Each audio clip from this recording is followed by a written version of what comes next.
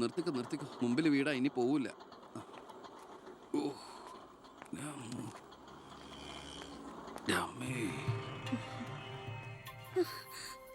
അയ്യോ, ഇതെന്ത് പറ്റിയടാ?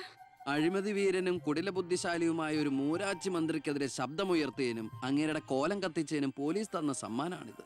ഏത് മന്ത്രി? നമ്മുടെ വിദ്യാഭ്യാസ മന്ത്രി ഇല്ലേ അമ്മ? അത് നിന്റെ അച്ഛനല്ലേ? ഞാനത് നിഷേധിക്കുന്നില്ല. കാശ് കൊടുത്ത് ഇടിപ്പിച്ച പോലെ ഇപ്പൊ എന്ന ഐഡിയ. അയ്യോ ഏട്ടാ, ഇത് എന്ത് പറ്റി? ഒന്നുമില്ല മോളെ, ഒന്നും. അയ്യോ, നന്നായിട്ട് കിട്ടിയ ലക്ഷണം ഉണ്ടല്ലോ. വിഷമിക്കണ്ട, ലാത്തിയുടെ ചൂടറിഞ്ഞ തുണക്കുട്ടന്മാർ രാഷ്ട്രീയത്തിലേറെ ശോഭിക്കും. എതിരാളികളെ ലാത്തി കൊണ്ട് അടിച്ചൊതുക്കിയും ചിലർ രാഷ്ട്രീയത്തിൽ വല്ലാതെ ശോഭിക്കുന്നുണ്ട്. പക്ഷെ അതൊന്നും അത്ര ശാശ്വതമല്ല. Every dog has a day. ഞാൻ മകനെയാണ് ഉദ്ദേശിച്ചത്. നീ ഇരിക്കെ, ഞാൻ വിളമ്പാ. ഓ, എനിക്ക് വേണ്ടമ്മാ. ഇത് VIP കളുടെ ടേബിൾ അല്ലേ, ഇവിടെ ഇരുന്ന് കഴിച്ചാൽ അങ്ങോട്ട് ഇറങ്ങില്ല. എനിക്കുള്ള വിഹിതം ഞാൻ അടുക്കള പോയി കഴിച്ചോളാം. ജീവിതകാലം മുഴുവൻ നിനക്ക് അടുക്കളയിൽ കിടന്ന് ഇറങ്ങാനാ യോഗം. ഓ, എനിക്കത് മതി. എന്തായാലും ഞാൻ നിങ്ങളുടെ ഗ്രൂപ്പ് ഓഫീസിന്റെ തിന്നാലല്ലോ വന്ന് ഇറങ്ങണത്. എന്നെയും എന്റെ ഗ്രൂപ്പിനെയും പരസ്യമായിട്ട് അവമാനിക്കുന്നവനെന്തിനാ ഞാൻ കഷ്ടപ്പെട്ടുണ്ടാക്കണ എന്റെ വീതം കഴിക്കാൻ ഇങ്ങോട്ട് കെട്ടിയെടുക്കണത്? മക്കള് കഴിക്കുന്നതിന്റെ കണക്ക് പറയാ. ഞാൻ പറയൂടി, രാവിലെ ഇറങ്ങുമല്ലോ കഞ്ഞിമുക്കിയ ഡ്രസ് ഇട്ടുണ്ട്, അതിലും വേണം എന്റെ ചക്രം. അതെ, എല്ലാം സർക്കാരിനെ വെട്ടിച്ചുണ്ടാക്കുന്നല്ലേ. സർക്കാരിന്റെ കാശ് എന്ന് പറയുന്നത് ജനങ്ങളുടെ കാശാ, അതിലെനിക്കും അവകാശമുണ്ട്. നീ അടുക്കളയിലേക്ക് പോയി ഭക്ഷണം കഴിക്കും. ഉപദേശിക്കുകയാണ് കരുതരുത്. ജീവിതത്തിന് ഒരു ലക്ഷ്യമൊക്കെ ഉണ്ടാവും, എന്നിട്ട് ആ ലക്ഷ്യത്തിന് വേണ്ടി പരിശ്രമിക്കണം. നല്ല ഉപദേശം. ഇരിക്കുന്ന ആളോട് ചെന്ന് പറയും. പോത്തിനോടാണോ വേദം ഓതുന്നത്? ഞാൻ ഇതുദ്ദേശിച്ചത് മകനെയാ. അച്ഛനെ ഉദ്ദേശിച്ചാലും വലിയ കുഴപ്പമൊന്നുമില്ല. നിങ്ങളൊന്നും മിണ്ടാതിരിക്കെ. അച്ഛൻ അവന് വഴക്ക് പറയുന്നതിൽ എന്താ തെറ്റ്? അവന് ഞങ്ങളുടെ കൂടെ നിന്നൂടെ? എവിടെ നിൽക്കാനാ?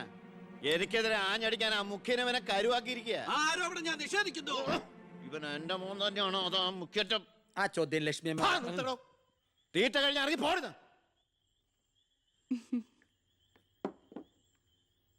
നിനക്ക് അവിടെ പോയിരുന്ന അവരുടെ കൂടെ കഴിച്ചാലെന്താ? എനിക്ക് അവരോട് ഇരുന്ന് ശരിയാവില്ല ഏട്ടാ. അവരൊക്കെ വലിയ വലിയ കാര്യങ്ങളെ പറയണേ, എനിക്കതൊന്നും മനസ്സിലാവില്ല. എടി, അവരെന്താ പറയണേന്ന് അവർക്ക് എന്നെ മനസ്സിലാവണില്ല. അതാ നിനക്ക് മനസ്സിലാവാത്തത്. അതെന്താ നീ മനസ്സിലാക്കാത്തെ? ചുമ്മാ ഇരിയേട്ടാ. നിന്റെ ഈ വൃത്തിയുടെ സ്വഭാവം കാരണം ഞങ്ങളുടെയൊക്കെ കുട്ടികളെ ഊട്ടി നിർത്തി പഠിപ്പിക്കുന്നത്, നിന്നെ മാതൃകയാക്കി നശിക്കാതിരിക്കാൻ. അതേതായാലും നന്നായി. അവരെന്നെ കണ്ട് പഠിക്കുന്നതിനേക്കാൾ കുഴപ്പാ അവരവരുടെ അച്ഛനെയും അപ്പൂപ്പനെയും കണ്ട് പഠിക്കുന്നത്. ഓ, ഈനാമ്പച്ചിക്ക് മരപ്പെട്ടി കൂട്ട്. ഏയ്, എന്റെ മൂത്തളീനെ മരപ്പെട്ടി എന്ന് വിളിച്ചാണ്ടല്ലോ. ഓ, തുടങ്ങിയ പിന്നെ തമ്മി കണ്ട കീരിയും പാമ്പുവാ. നിനക്കിത് എന്തിന്റെ കേടാടാ? എപ്പോ നോക്കിയാലും കൂടപ്പറപ്പളുമായിട്ട്. അത് പോട്ടെ, അച്ഛനെതിരെ നീ. അമ്മേ, ഞാൻ അച്ഛനെതിരല്ല. അച്ഛന്റെ നയങ്ങളോടാണ് എതിർപ്പ്. അച്ഛന്റെ രാഷ്ട്രീയ നേട്ടങ്ങൾക്ക് വേണ്ടി അച്ഛൻ കാട്ടിക്കൂട്ടുന്ന നെറുകേടുകൾക്കെതിരെ ഞാൻ അറിയാതെ ചോദിച്ചു പോവുകയാണ്. ചോദിച്ചു പോണ്ട, അവിടെ ഇരുന്ന് കഴിക്കേ. പറഞ്ഞ പോലെ കഴിച്ചിട്ട് പോവാം. എടാ, നിന്റെ അച്ഛൻ എത്ര നെറുകേട് കാണിച്ചാലും അങ്ങേര് കഷ്ടപ്പെട്ടുണ്ടാക്കണതല്ലേ നീ ഇപ്പൊ കഴിക്കണത്. അത് മാത്രം പറയരുത് അമ്മേ. അമ്മേ, ഞാൻ കഴിക്കണത് അമ്മയ്ക്കുള്ള കഞ്ഞിയുടെ ഒരു വിഹിതമാണ്. എനിക്കൊരു നല്ല കാലം വരുമ്പോ ഞാൻ ഈ കഞ്ഞി മുഴുവൻ അമ്മയ്ക്ക് ചോറായിട്ട് തിരിച്ചു തരും. അതുവരെ എന്റെ വയറിനൊരു ലോൺ. എനിക്കും എന്റെ ജീവൻ നിലനിർത്തണ്ടേ അമ്മേ?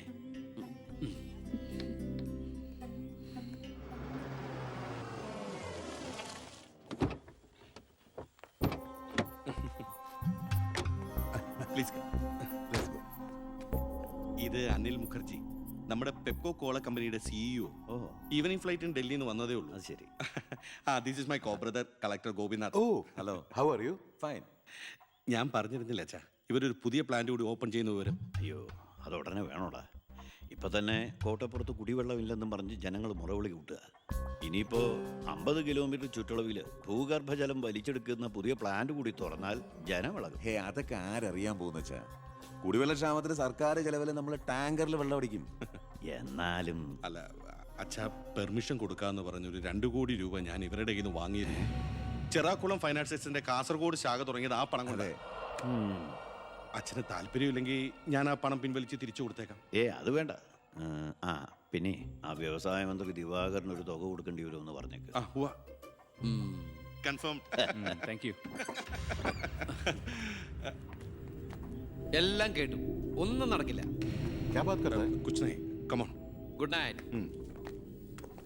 അല്ല, അതെ, നാളെ ഒരു വഴിതടൽ സമരമുണ്ട് KK റോഡില്. ബഹുമാനപ്പെട്ട മന്ത്രി അച്ഛൻ അതുവഴിയൊന്നും വന്നേക്കരുത്. പിന്നെ മന്ത്രിയുടെ കാറ് മാൻ തടഞ്ഞു എന്നും പറഞ്ഞ് രാത്രി ഉണ്ണാൻ വന്നിരിക്കുമ്പോ എന്റെ കഞ്ഞിൽ പാച്ചിടാൻ വന്നിട്ടുണ്ടല്ലോ. കഞ്ഞി കുടിച്ചിട്ടേ പോകുള്ളൂ. കേന്ദ്ര സർക്കാരിനെ എതിർക്കാൻ വേണ്ടി മാത്രം പെട്രോൾ വില വർധനയ്ക്കെതിരെ സമരം ചെയ്യുന്ന മറ്റ് സംഘടനകളും ഒന്ന് ഓർക്കണം. അവരുടെ സർക്കാർ ഭരിച്ചിരുന്നപ്പോഴും ഇവിടെ അടിക്കടി വില വർദ്ധിപ്പിച്ചിട്ടുണ്ടെന്ന് എന്ന് കരുതി കേന്ദ്ര സർക്കാരിനെ ന്യായീകരിക്കുകയല്ല ഞാൻ. നമുക്കെല്ലാവർക്കും അറിയാം, പെട്രോളിന് വില കൂടുമ്പോ ഇവിടെ ഉപ്പ് തൊട്ട് കർപ്പൂരം വരെയുള്ള സാധനങ്ങൾക്ക് അമിതമായ വില കൂടുമെന്ന്. ഓട്ടോ ചാർജ് വർധന, ബസ് ചാർജ് വർധന, ഇതൊന്നും ഇവിടുത്തെ സാധാരണ ജനങ്ങൾക്ക് താങ്ങാൻ കഴിയില്ല. എന്നും സാധാരണക്കാർക്ക് വേണ്ടി നിലകൊള്ളുന്നവരാണ് നമ്മൾ. ഭരണകക്ഷിയായാലും നമ്മൾ ഇത് ഇപ്പോഴൊന്നും തീരുന്ന ലക്ഷണമില്ല. ഇപ്പൊ തന്നെ ലേറ്റാ. ഇന്ന് പരീക്ഷാ ദിവസമായിട്ട് ടീച്ചറെ ഒന്ന് പറഞ്ഞു നോക്കിയാലോ? ഞാൻ പറയാം. 947 നമ്മുടെ മഹാത്മജി നമുക്ക് വാങ്ങിത്തന്ന സ്വാതന്ത്ര്യം നീണ്ട സമരങ്ങളിലൂടെയാണ്. നിങ്ങൾ വാഹനങ്ങൾ കടത്തിവിടണം. ഇതൊരു പബ്ലിക് റോഡല്ലേ? ഇതൊരു പബ്ലിക് മാറ്ററാ. പബ്ലിക്കും കൂടി സഹകരിക്കേണ്ട വിഷയം. പബ്ലിക്കിനെ ബുദ്ധിമുട്ടിച്ചിട്ടാവരുത് വഴിയോര പ്രസംഗം. ഇങ്ങനെ റോഡിൽ വെച്ചിട്ടാണോ പബ്ലിക് മീറ്റിംഗ് നടത്തുക? പബ്ലിക്കിന് വേണ്ടിയിട്ടാണ് മാഡം പബ്ലിക്കായ കാര്യങ്ങൾ പബ്ലിക്കായി പറയുന്നത്. ഇത് പബ്ലിക്കിന്റെ മുന്നിൽ വെച്ച് പബ്ലിസിറ്റിക്ക് വേണ്ടി ഉണ്ടാക്കുന്ന പബ്ലിക് ന്യൂസൻസ് ആണെന്ന് പബ്ലിക്കിന് മൊത്തം അറിയാം. ഏതാ ഈ പബ്ലിക്? ചുമ്മാ ഒരു കാര്യമില്ലാതെ ഒരു ഉടക്ക്. ഒരു കാര്യമില്ലാണ്ട് ഉടക്കാൻ പെങ്ങളെന്താ പ്രതിപക്ഷ നേതാവിന്റെ മോളാണോ? എന്താ പെങ്ങളുടെ പ്രശ്നം? നിങ്ങൾക്ക് ഇതുപോലെ ഓഡിറ്റോറിയത്തിൽ വെച്ച് നടത്തിയാൽ എന്താ? എഴുതി വെച്ചിരിക്കണ കണ്ടില്ലേ? വഴിതടയൽ സമരം ഒന്ന്. വഴിതടയൽ സമരം എങ്ങനെ ഓഡിറ്റോറിയത്തിൽ വെച്ച് നടത്തണത്? എന്റെ കുട്ടികൾക്ക് ഇന്ന് പരീക്ഷയാണ്. എന്നിട്ട് കുട്ടികളെ ബസ്സിൽ. ഓ എന്റെ ഈശ്വര, ഒരു വണ്ടി നിറയെ കുട്ടികളോ? അല്ല, അപ്പൊ കുട്ടികളുടെ അച്ഛൻ എന്താ പണി? ഇതൊക്കെ തന്നെയായിരിക്കും. അല്ലാതെന്താ? ചുമ്മാരിടാ. നാം ഒന്ന് നമുക്കൊന്നെന്ന് ഗവൺമെന്റ് പരസ്യം ചെയ്യുന്ന ഈ കേരള സംസ്ഥാനത്ത് ഒരു വണ്ടി നിറയെ കുട്ടികളുമായി വന്നിരിക്കുന്ന ഒരമ്മ നമുക്കിത് വാർത്തയാക്കണം. അതെന്റെ സ്കൂളിലെ കുട്ടികളാ. അയ്യോ, അത് ഞാൻ അറിഞ്ഞില്ലട്ടാ. കൊച്ചുകുട്ടികളുടെ ഭാവി തകർത്തിട്ടാവരുത് നാട് നന്നാക്കല്. പെങ്ങൾ ഇപ്പൊ പറഞ്ഞതിന് ന്യായം. ഇന്നത്തെ കുട്ടികളാണ് നാളത്തെ പൗരന്മാർ. അവരാണ് ഇന്ത്യയെ നയിക്കേണ്ടവർ. ആ പൗരന്മാർക്ക് വേണ്ടി ആ വണ്ടി ഒന്നാണ്ട് കടത്തി വിടറാ. അങ്ങോട്ട് ചെല്ലു. പെങ്ങൾ അങ്ങോട്ട് പൊക്കോളൂ. അപ്പോൾ ഞാൻ പറഞ്ഞു നിർത്തിയ ഇതുപോലുള്ള സമരങ്ങൾക്ക് ജനപിന്തുണയുണ്ടാവണം. ഒറ്റക്കെട്ടായിട്ട് നിന്ന് പോരാടണം. പ്രിയപ്പെട്ട നാട്ടുകാരെ, ഞാൻ പറയുകയാണ്, ഞാൻ ചോദിച്ചു പോവുകയാണ്. പ്രിയപ്പെട്ട നാട്ടുകാരെ, ഞാൻ പറയുകയാണ്, ശ്രീമതി ഇന്ദിരാഗാന്ധി ഇവിടത്തെ പ്രധാനമന്ത്രിയായിരുന്നപ്പോൾ ഇവിടെ എന്തിന്റെ കുറവുണ്ടായിരുന്നു? ഞാൻ ചോദിക്കുകയാണ്. എന്താടി? അയ്യോ, ഇത് പിടിച്ച്. അതെ, നിങ്ങളെല്ലാരും ഇവിടെ ഇരി, ഞാനിപ്പോ വരാം. പിന്നിക്കേർക്കോ?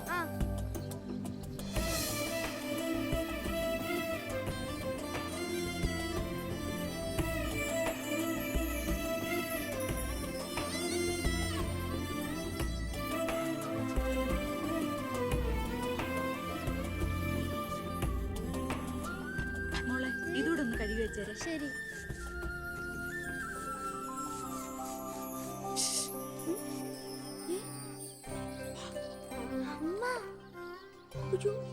ഇനി മോള് പോയി പഠിച്ചോളൂ, അമ്മ കഴിക്കോളാം. ശരി. എന്താ? ഇതേ ആരും കാണാതെ വേണം വായിക്കാൻ. ആളാകെ 1.5 ചാണയുള്ളൂ. ഇപ്പോഴേ പറഞ്ഞ കാന്താരിയ. അതുകൊണ്ടല്ലേ അവൻ കൊടുത്ത കത്ത് പഠിച്ച്. ദേവകമേ, കുട്ടികളായതുകൊണ്ട് ഞാൻ ക്ഷമിച്ചു.